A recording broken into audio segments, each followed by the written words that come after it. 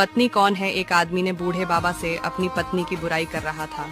तभी बूढ़े बाबा ने उस आदमी को जवाब दिया और बोला, चलो अच्छा बताओ, तुम्हारा धोबी कौन है? उस शख्स ने कहा, बीवी। तुम्हारा बावर्ची कौन है? उस शख्स ने कहा, बीवी। तुम्हारा सफाई वाला कौन है? उस शख्स ने कहा, बीवी। तुम्हारे घर का ध्यान कौन रखता है? उस शख्स ने कहा, बीवी। तुम्हारे घर और दौलत की हिफाजत कौन करता है? उस शख्स ने कहा, बीवी। जब तुम बीमार हो जाते हो तो तुम्हारा ख्याल कौन रखता है? उस शख्स ने कहा, बीवी। तुम्हारे बच्चों का ख्याल कौन रखता है? उस शख्स ने कहा, बीवी। तुम्हारे सुख दुख का साथी कौन है? उस शख्स ने कहा, बीवी। फिर बुजुर्ग ने कहा, क्या तुम्हारी बीवी इन सब कामों के पैसे लेती है? उस शख्स ने कहा, नहीं। फिर बुजुर्ग ने कहा, तुम्हें बीवी की बुराई नजर आई मगर ये सब अच्छाई नजर नहीं आई। एक लड़की अपनी पेरेंट्स का घर छोड़कर आती है, उसके एहसास और उसकी तकलीफ को समझने की कोशिश करे और